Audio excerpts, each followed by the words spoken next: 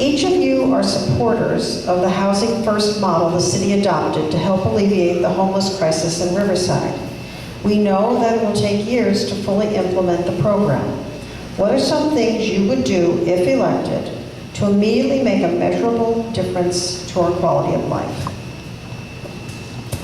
I'll just start by reiterating that yes, I am definitely a champion of the Housing First model. It is the gold standard policy, and we know that it will work for most people. But even when it works perfectly, we're looking at 400 units, we're looking at 5 years. So I agree, we need some short-term solutions, and that will come from innovation from our community. So in my background addressing homelessness, I have piloted models such as a youth host home program that has looked at what it takes to build, say, an emergency shelter. That's very expensive and can take a long time. But if we map what the assets are in our communities, we can create models that are a third the cost that, for example, would match a young person experiencing homelessness with an extra room in someone's home. Now, this wouldn't work for everyone, but it would work for some populations within the population of people experiencing homelessness. So the first thing I would do for some of these lower hanging fruit short-term solutions is looking at how we can segment the population of people experiencing homelessness, think about what kinds of services each segment of the population would need, and think about how we can surround those services and find funding for them, some relatively quickly.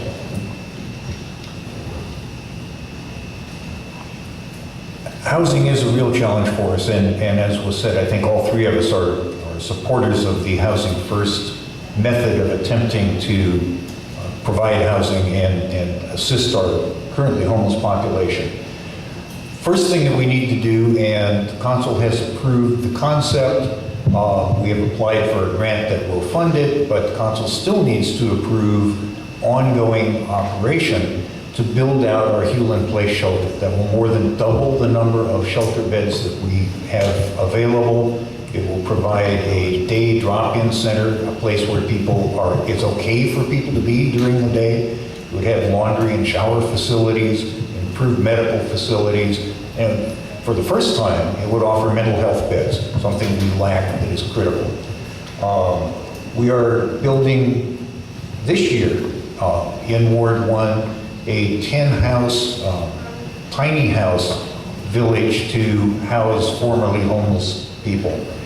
As Aaron mentioned, accessory dwelling units can add in inexpensive or less expensive means of housing in single-family residential areas.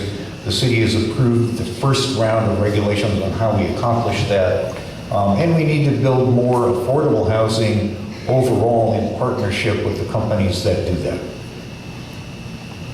I am proud to be a supporter of the Housing First model. I was fortunate to be working under Mayor Bailey when this plan was in its inception and saw it from point one to where we are now. And it has made significant impacts to our community.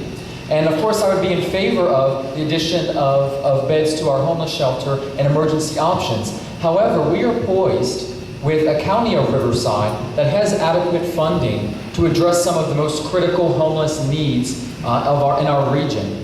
And I'm fortunate where I was able to reach out to our county supervisor, who stands ready and willing to form partnerships with other jurisdictions in the region, other city leaders in the region, to look at how we address homelessness in a regional manner.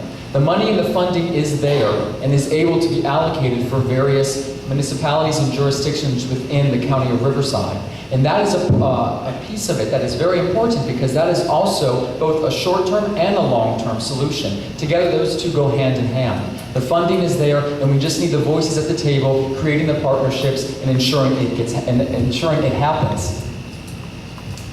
Okay, that concludes the pre-prepared questions. So now I'm going to move to your index cards.